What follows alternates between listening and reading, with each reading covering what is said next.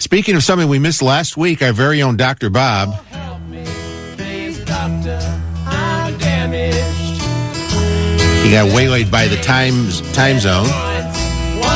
Good morning or good evening, Dr. Bob. Yeah. Hello? Can you hear me, Jake? Yes, I can. Are you still in Japan? I still am in Japan, yes. You're okay with the tsunami didn't get you? No, I'm very far distant away from where the earthquake was and where the tsunami hit. From my understanding is that the tsunami was just about a 1 foot wave, and it really didn't cause any problems where it hit. But I'm in the very, very south part of Japan. You're right in the middle of things, because this morning the story is that Japan is ready to shoot down the North Korean missile. Yeah, it's exciting, isn't it?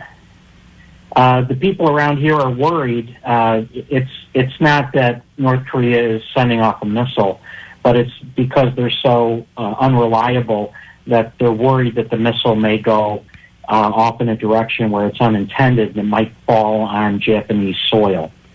So if it looks like it's coming over Japanese airspace, they're going to shoot it down. So are the people all talking about it? Are they, a lot of movement? What is paint the picture?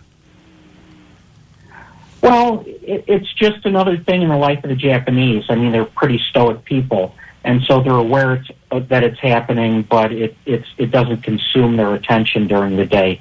They just go on about their normal daily routine, and it's not very anxiety-provoking for them. So there's no big signs there saying, look up? No. It's actually getting a lot more play in the U.S. than it is here, I think. Looking at both media, Japanese media and the U.S. media. Yeah. So one of the big stories that in medicine that I've seen this week is the fact that there's some researchers working on the fact that dogs can detect lung cancer in people by sniffing their breath. Now, I saw that. How accurate is that story? It's apparently up to about 70% accurate. They took a number of about 200 patients, and the dogs were about 70% accurate in diagnosing lung cancer in the people. So they're not actually going to train dogs to smell breath, but they're going to try to isolate the chemicals that are in breath that the dog is actually smelling. Now, another application for this would be quite possibly to train dogs to smell for colon cancer. That would be the next application, I see. Now, so people would already have to have the cancer for the dog to detect it, correct? Yes. Wouldn't it be just simpler to go get checked up by the doctor rather than rely upon the dog? Well, yeah. I'm not putting down the idea that the dogs have this ability to detect cancer or anything, but it just seems like rather than rely upon the dog, I'd go with the medical equipment. And if it were me, I'd want a screening CAT scan. If you have risks like long-term history of smoking, significant asbestos exposure, things like that, getting a lung CT, screening CT, is the most sensitive test to look for lung cancer. Because even if the dog tells me, gee, I detect something, that he detects something there, I still want a second opinion. Well, as long as the insurance paid for it. Yeah. Well, this is a dog scan and not a cat scan. And this is the one time that I'm going to favor the cat scan over the dog scan. A little medical humor there, huh, Dr. Bob? Yes, very little. Yeah.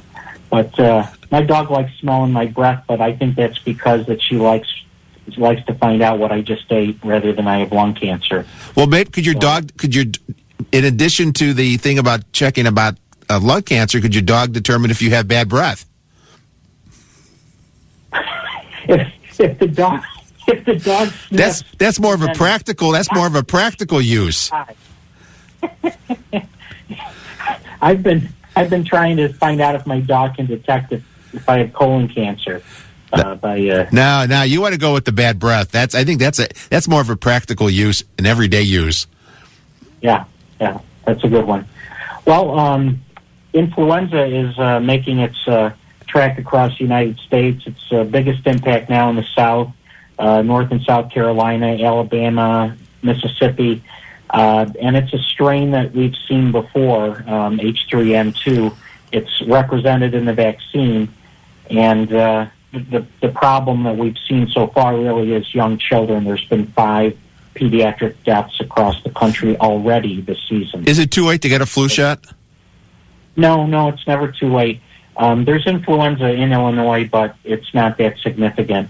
They have a higher dose vaccine for older adults that can help stimulate immunity better than the standard dose vaccine. And children, it's recommended to vaccinate children these days, and they actually need 2 shots, not just 1. Are you ever coming back from Japan? I am. I'll be back later this week. I have to pay my bills. So I'm having a very good time here. It's very nice. The food's nice. The company's nice. See, I thought maybe you went there. You went there in anticipation of the end of the world on the 21st. Yeah, that is. Maybe I'll just stay here. You have a good point there. Another 3 weeks. But, yeah, that's a long. You know, if it's going to end in 13 days, that's a long flight back just for a couple days before the world ends. Now, do you know exactly what time the world ends? Because I do have a flight booked for the 21st. And see, I don't know what time zone they're going on.